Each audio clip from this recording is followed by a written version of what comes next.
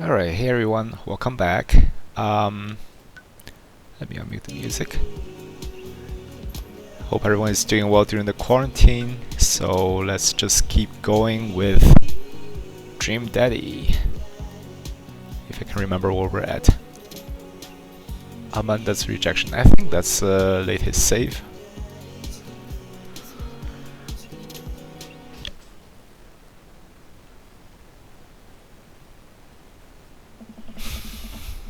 Amanda and I flop down to the couch. Amanda has shoved some empty boxes out of the way before she can sit. Too bad we're gonna put my stuff right back into those boxes in a few months. No, don't say that. Oh, is she going away for college? Oh, Dad, it's gonna be okay. I'll be fine. I know. It's just, you're my little girl. It's gonna be weird not having you around. I'll come visit, and I'll text you every day, and I'll take lots of pictures. I mean, obviously, I'm a photography major. Oh, rest in peace. You promise? Of course. Are you gonna be okay by your lonesome? Oh, come on. I'll be fine. I'll get a dog or something. A dog! Forget art school. I'll stay for the dog. Is that what it's gonna take? Medium-sized dog. Handkerchief around the neck. I get to name it. That's what it will cost for me to give up on my dream. I'm a woman of simple wants and needs. Well, a dog is a lot cheaper than college. Amanda laughs. Suddenly, a pile of envelopes slide through the mail slot. Speaking of college, Amanda darts over to the envelope to shuffle through them. She pulls out one out and throws the rest back to the door. This is from McGowan College of Art and Design. Open it. But I'm scared. It's just an envelope. Yeah, it's just like my entire future. Not a big deal. She takes a deep breath and rips the letter open with her teeth. We have a letter opener, but okay. I hold my breath while Amanda's eyes dart back and forth, scanning the letter. What does it say? The admission commission has to review your application. Blah blah blah. Her face drops. Oh no. Regret to inform you that we are unable to offer you admission to McGowan College of Art and Design. Amanda throws the letter to the coffee table. Oh, sweetie. It's okay, I kinda saw it coming. I knew I shouldn't have put that experimental stuff into my portfolio. The admission officer told me they just want to see portraits or whatever. I pull Amanda in for a big hug. You're an amazing photographer. I know how much work you put into your portfolio. Some other school is gonna want to snatch you up for sure. Yeah, I know. It's fine. Are you actually fine, or are you just saying that? I'm fine, really. Her face says the opposite, but I probably shouldn't push her on this. Oh, and before I forget, Emma R and Emma P are sleeping over tonight. So, you need me out of the way because I'm painfully uncool. I would choose more delicate phrasing, but yes. Well, I have to know that I conveniently already have a plan for tonight, so you'll have a new place to yourself. Oh, are we gonna hook up with one of the dads? Yeah, what are your plans? Quick, think of plans. I'm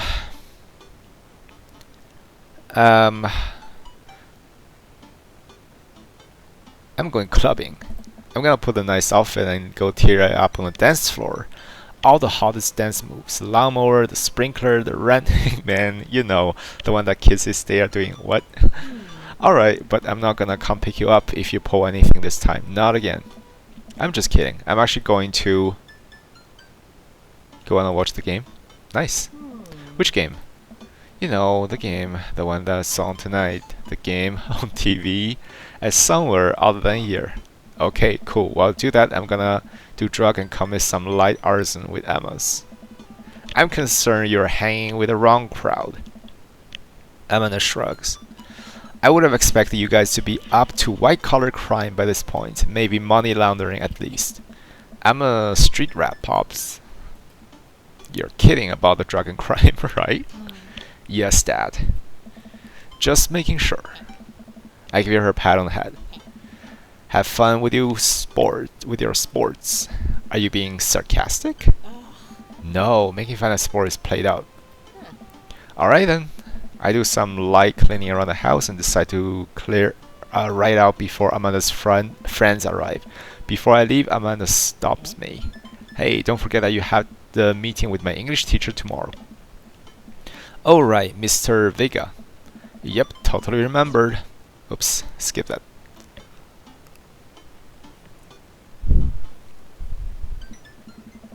Well, I guess I really didn't think this plan through. I'm not entirely sure where the closest bar is, and Amanda still haven't shown me how to use the GPS on my phone. Oh my god.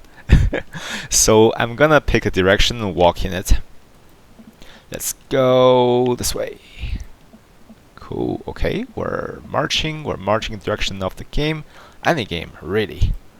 In the distance, could it be a big burn out neon sign hanging above a tiny dive bar? Jim and Kim's, huh? Alright, it'll do. That looks sad. Oh, never mind. The inside looks alright. The bar is small and dimly lit. The crack of pool ball sounds in the back as patron laugh and jokes. A string of multicolored Christmas lights hover above the bartender. I can't tell if he's Jim or Kim. I pull up a seat by the bar. What'll it be? One beer, please. Sure thing, boss. The bartender slides me an ice-cold beer. I take a sip and enjoy the refreshing taste. Say, are you Jim or Kim? I'm Neil. Wait, what? Where did Jim and Kim came from? Oh. I awkwardly turn my attention to the game, which is playing on the TV on the wall. As luck would have it, my team of preference is not only playing, but is currently in the lead, which is always a good thing. The brightly covered mascot, which is some kind of animal, does cartwheel. I suddenly cheer on my favorite team, hoping that I don't get into any confrontational argument with a fan of the opposite team. Several people in this bar were wearing distinctive color of the team I dislike, although I believe from their demeanor that, like me, the passion for the team is still all in good fun. Hey, a middle-aged woman holding a nearly empty wine glass slides up to the bar and sits uncomfortably close to me. Hey, sailor. That's my middle-aged lady impression. Oh, hello. Good to see fresh meat in here. And Mary. Come here often? Oh no, I actually just moved this part of town today. I'm Daddy, by the way. Are you watching the game? Yeah, my preferred team is in the lead. If they keep this up, they'll win the game with ease. Oh, I love the team. And also, I love the game. I love someone who knows their way around balls. What? I'm getting the impression that she's a little drunk. Buy a gal a drink? Nah, not interested. Or, nah, let's be nice. I was reluctantly signal the bartender and other Mary another glass of wine. Neil jokes back and forth with Mary. They clearly friends, and this clearly isn't her first time doing this. She tips her glass at me. Suppose I gotta keep you company now. So, what do you want to know?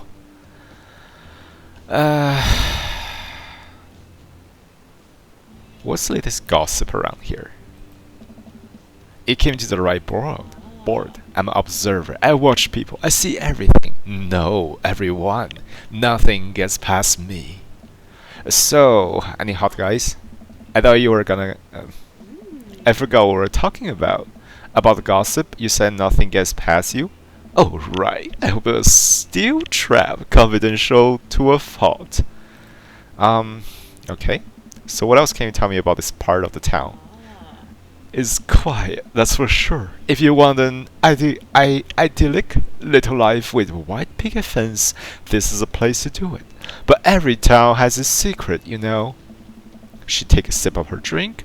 That was a little too ominous for my taste. She leans closer. Would you like to learn something about my secrets? I'll never do that again. Oh boy. Maybe some other time. Suit yourself, sailor.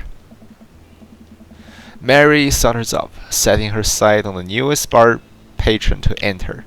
I happily watched the game over another beer. The game has gotten close to term of point A, a little too close than I'm comfortable with. After a particularly skilled player scores a number of points for the other team, putting them in the lead, I heard an affirmative grunt from another man in the bar. Go team. It's a brooding man from the coffee spoon. He sits alone, sipping whiskey and watching the game as well. He looked recently divorced. Enjoying the game? I am not. Now that we're winning. Oh, we must be rooting for different teams. Just shut up. In my opinion, my team is far superior. I have to disagree with that. Based upon your win-loss record, I say that my team is superior. Holy shit. That's where you're wrong. Since it stands right now, my team is beating yours. The conversation ends here and we both go back to silently rooting for our respective team. The game is close with both sides playing their hardest to win, but in the end my team prevailed. Quiet cheers ripple throughout the bar. I raise a respectful glass at the man drinking whiskey. He raises his in response. An unspoken truce is formed between us. Based on mutual love for the game, he motioned to the bartender, who poured 2 glasses of whiskey. The man slides one over to me. The name is Robert.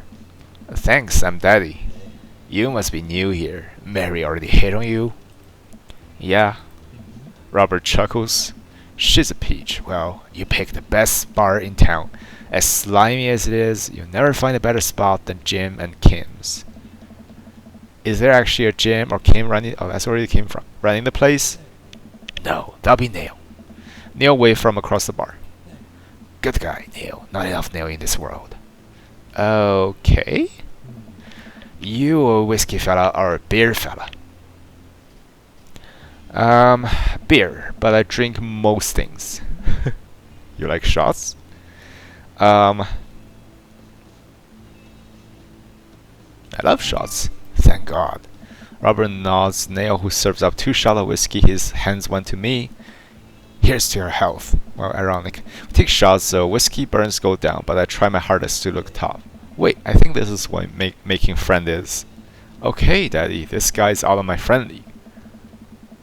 But I think I can play my card right. We'll be pow in no time. Compliments cool leather jacket, rugged good look. His hand tattoo. Let's start with hand tattoo. Like your tattoo. What does it mean? Oh, it's a reminder. Whoops, I'm waiting for him to elaborate, but it seems like he's done talking. Man, this guy's mysterious and cool. Way cooler than I am, at least. Robert signaled to bartender for another round. What are you doing here tonight?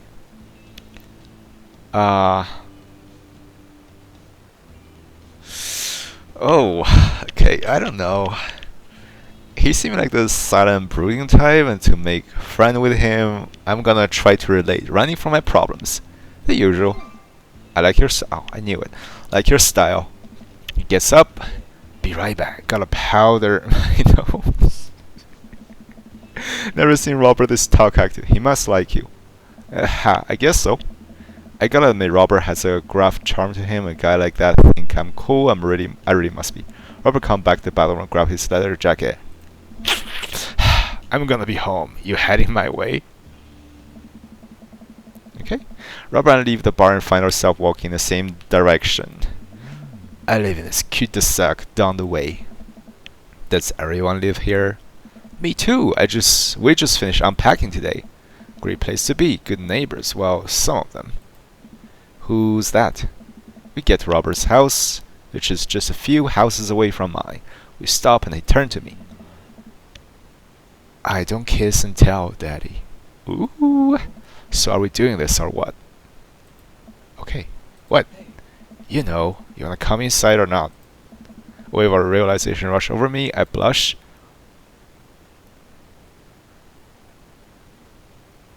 Smile or not. Let's do it. I follow him to his door. He fumbled his key for a second and unlocked the door, leaving me inside. The moment the door closed behind us, he pushes me up against the wall and kisses me, grabbing my hip. Come on.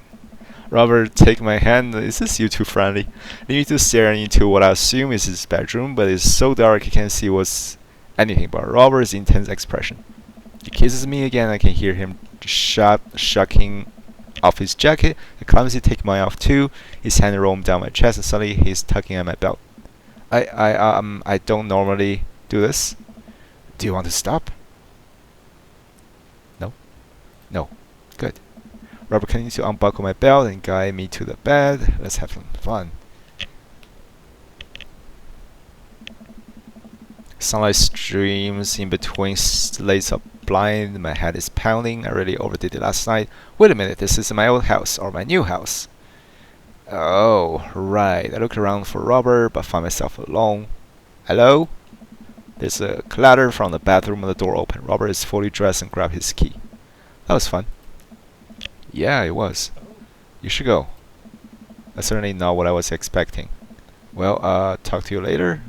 Robert cracks a smile. Sure, your clothes are over here. Hastily get dressed and show myself out. The sun's unbearably bright.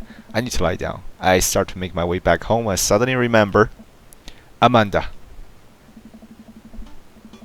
Oh no! I got an achievement called Bad Diet.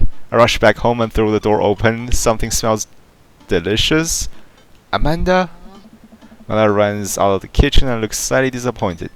Oh man, I was kinda hoping you had gotten kidnapped and I was gonna have to come rescue you. No, I made a friend at the bar last night and ended up sleeping over at his place. Where are the Emmas? They left a while ago. Oh, you guys have fun? Yeah, watch some movies. Ate snacks, stole a car, you know, the usual sleepover stuff. Your teens and your larceny. So, this breakfast that's cooking, what's that all about? Well, that's hash brown and egg and bacon. Can I? Yes, you can have some breakfast. Bless you, sweet child. My head throbs. I gotta do something about this hangover. Amanda, your loving father may have overdone it last night. Oh, somebody's hangover. Father of the year. You wouldn't happen to have any aspirin or... I got just the thing. Hang on. Amanda runs to the fridge and pulls out a jar of pickle. Does that actually work? Amanda, what? Drink this. The pickle juice? Yup, that's what I used once. We'll assume someone would use. I would also assume that it works pretty well. Although I never tried it before and won't try it, obviously.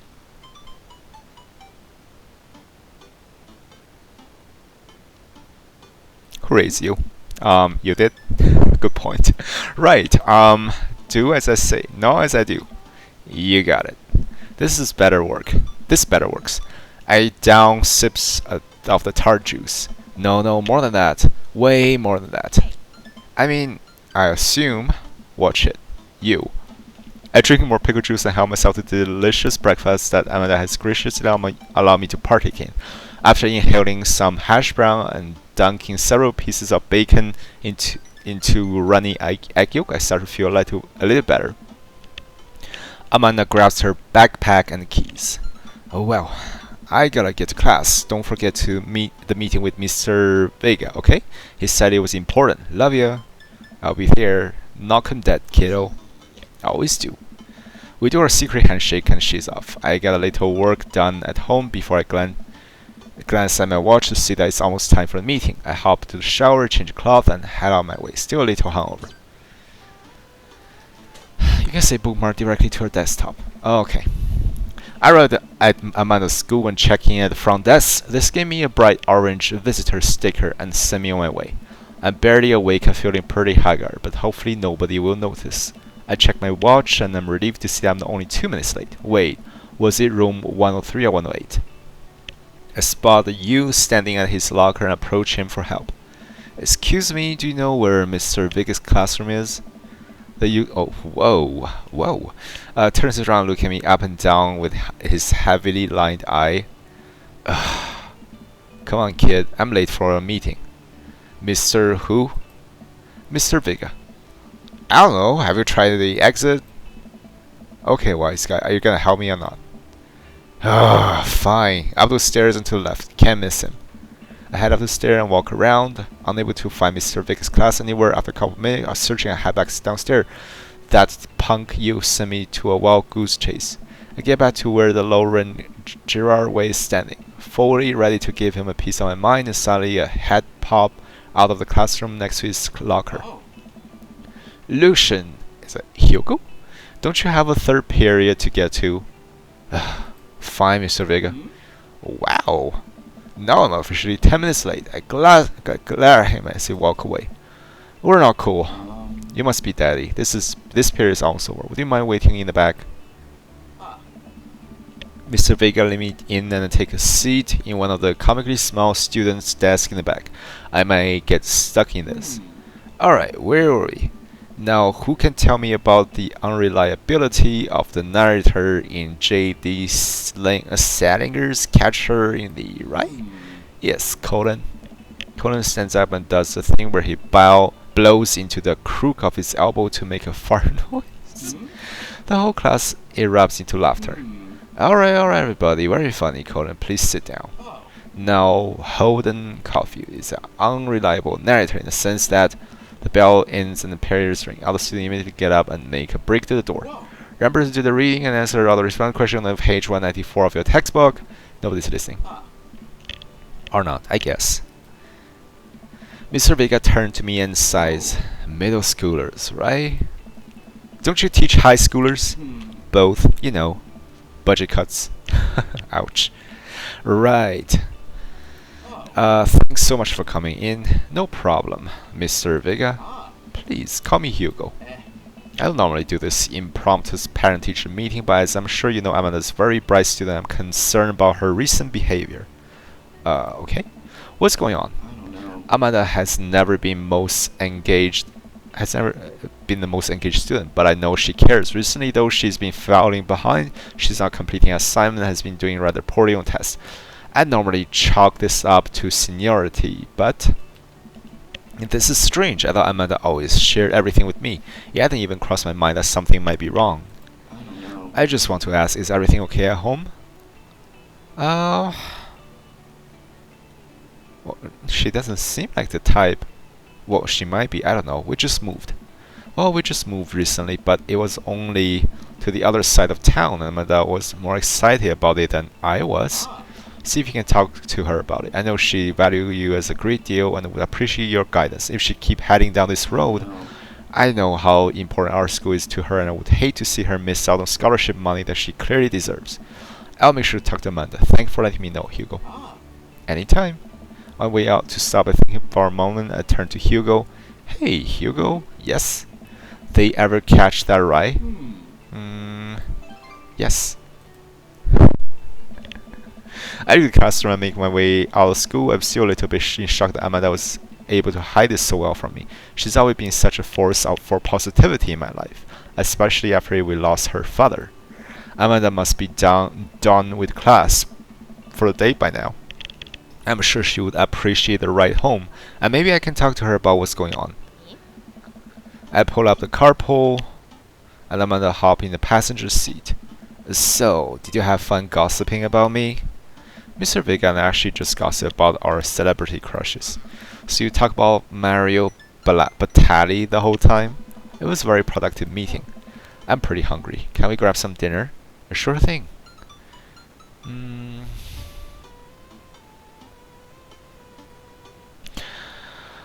Let's go to the mall because, yeah. Does that sound good to you? Yeah, sure. Why the mall? What's wrong with the mall? Geez, can't Dad take his daughter to the mall? Will you buy me things? I will buy you a thing. Singular. Sounds like a deal to me. We drive to the inside for a short while Amanda plays a game on her phone. I should say something. You know, something when the kids get older, they find that they have to keep things hidden from their parents. And that's okay because sometimes that's what kids do. And then she's gonna be like, oh. And that's okay, but also sometimes it's good to highlight the parent perspective. Because, you know, maybe the parent also have to deal with similar situation. And maybe they're a little cooler than you give them credit for. Anyway, what I'm trying to say is that it's good to share. Love you. Have you been reading my tweets? You have a Twitter? What? Never mind. Look, sweetie, Mr. Vega said you haven't been participating in class and that you're not turning things in. Oh, I'm fine, Pops. Seniority and all that. I thought you liked Mr. Vega's class. It's fine, he's fine. You pull up to a stoplight and Amanda, she's still texting. She must be busy with stuff. I want you to know that you can talk to me about things. I can tell that whatever it is, she doesn't want me to knowing about it. That's frustrating. I hear MR is doing that fancy art school in California. That's exciting. Why would you? Yep. Are you bummed out that you guys aren't going to the same school? Yep. I'm like, keep texting. She stifled a laugh. What's so funny? I don't think you get it. Okay, Is that a meme? Must be a meme. Who you texting? Noah. Who is Noah? My friend. Does he go to your school? Yep. Oh, maybe she's dating. Do you like Noah? Do you like Noah? What? No. Dad. Ugh. I can't believe you would. Dad. I mean, geez. Oh, she does. She totally does. Why would you? Ugh. Gross. Sorry. Just asking. Dad, he's just my friend. Okay, maybe he is just her friend. Guys and girls can be friends. He's my friend. Okay. Jeez. This is going well. Good talk. Love you, kiddo. Oh, this is so awkward. She leans in and turns off the radio. I guess the conversation is over. To the mall then. We arrive at the mall, a big indoor shopping center with a couple different floors. It's kind of dead, but that doesn't stop mall security guard from yelling at a group of loitering teens. I miss them all. Let's eat something disgusting for dinner. Hell yeah. Language Missy. Heck yeah. Better. We approach the food courts and evaluate our option. There's greasy restaurant after greasy restaurant. My heart burns just looking at the menu. Nobody looks happy to be here. What are you in the mood for? Bread dipped in sugar, bread with cheese on it, or do you just want me to inject some fact directly into your bloodstream? Extend my hand to her. Would you do me the honor of sharing some nachos? She takes my hand with a grin. It would make me the happiest, cheesiest girl alive. Without a giant pile of chips and the unnaturally orange cheese from a very enthusiastic and possibly stoned teenager, we take a seat at a rickety table to dig in. These are bad. These are very bad. But also strangely delicious. We have to eat through the pain. We'll enjoy the fluorescent cheese goodness together until we're all out of nachos. So, something's been bothering me for a while. Can you explain memes to me? Which meme? All the memes. Anna sighs deeply and places her head in her hands. Dad, it's complicated. See? Memes are these inside jokes shared by a bunch of people that gets less funny the more people do it.